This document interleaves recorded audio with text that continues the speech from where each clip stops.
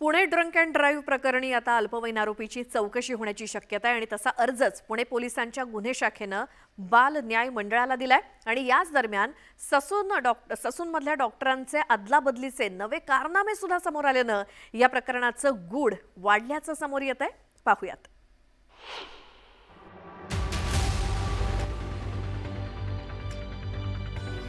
पुण्यातील drunk and drive प्रकरणात धनदांडग्यांसाठी बटीक झालेल्या यंत्रणेचा पर्दा फाश झाला। या एका प्रकरणानं अग्रवाल कुटुंबाच्या 3 पिढ्यांचा गोरा चिठ्ठा समोर आला। या प्रकरणात एका अल्पवयीन आरोपीला वाचवण्यासाठी पोलीस, ससून आणि सगळी यंत्रणा कामाला लागल्याचं दिसलं। आता त्याच आरोपीच्या चौकशीसाठी पुणे पोलिसांच्या गुन्हे शाखेनं हालचाली सुरू केल्या। हिट अँड रन केसमधील अल्पवयीन आरोपीची चौकशी पुणे पोलिसांना करायची म्हणूनच पोलिसांनी तसं बाल हक्क न्यायालयात अर्जही दिलेला आहे। पण पोलिसांसमोरची अडचण ही आहे, या अल्पवयीन आरोपीची चौकशी करताना नातेवाईक सोबत असणं गरजेचं आहे। पण नातेवाईक आई नॉट रिचेबल आहे, वडील आणि आजोबा दोघंही पोलीस कस्टडीत आहे। त्यामुळे आता एक तर त्याचे नातेवाईक कोण आहेत ते शोधायला लागतील, नाही तर मग वकिलाला सोबत घेऊन पुणे पोलिसांना या अल्पवयीन आरोपीची चौकशी करावी लागणार आहे। पोलिसांकडून अल्पवयीन आरोपीची चौकशी करण्याची तयारी सुरू असताना ससूनच्या डॉक्टरांचे आणखी नवे घोळ समोर आलेत। डॉक्टर तावरे, डॉक्टर हन्नोर यांनी केवळ अल्पवयीन आरोपीचे नाही तर इतरांचेही ब्लड सॅम्पल बदलल्याचं चौकशीतून समोर आल्याचं कळतंय। एक रिपोर्ट बदलला असेल का तर अनेक रिपोर्ट बदलले। लोकांना पूर्वी आम्ही म्हणायचो की असं काय होत नाही आणि सिस्टीम आहे, पण आज लक्षात आलं की आम्ही सिनेमा पूर्वी बघायचो, ज्या सिस्टीम सिनेमामध्ये दाखवतात तो सिनेमाचा खलनायक हा अजय तावरे आणि अशा पद्धतीने अनेक गुन्हे केलेत। एका गुन्ह्यात नाही तर हजारो गुन्हे यांनी केलेत।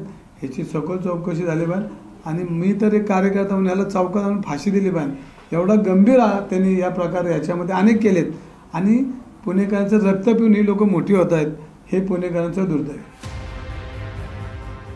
पुण्यातल्या या प्रकरणावरून पुन्हा एकदा ससूनच्या कारभारावर प्रश्नचिन्ह निर्माण झालंय।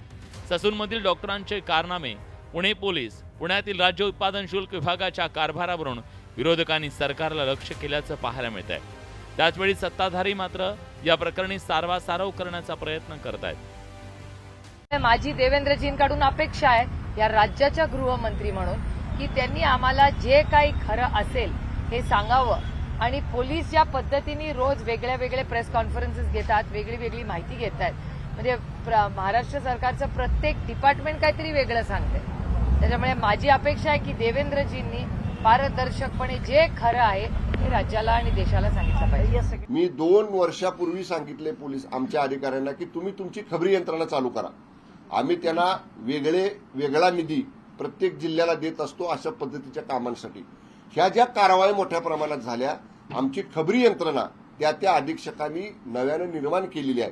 त्यामुळे एखादा दुसरा अधिकारी चुकत असेल 100% त्याच्यावर कारवाई करू, पण एखादा दुसरा चुकला म्हणून सगळ्या विभागाला दोषी धरणं हे मला योग्य वाटत नाही। पुणे ड्रंक अँड ड्राईव्ह प्रकरणानं राज्याच्या शैक्षणिक राजधानीतले कायदा सुव्यवस्थेचे धिंडवडे निघाले। धनदांडग्यांच्या मुलाच्या बचावासाठी ज्या रीतीनं सरकारी यंत्रणा, रुग्णालय, पोलीस विभागानं कायद्याची पायमल्ली केली त्यानं पुण्याच्या लौकिकाला काळीमा फासली। त्यामुळे या प्रकरणी कठोर कारवाई करत ही काळीमा पुसण्याचं मोठं आव्हान प्रशासन आणि शासनासमोर उभं ठाकलंय हे नक्की।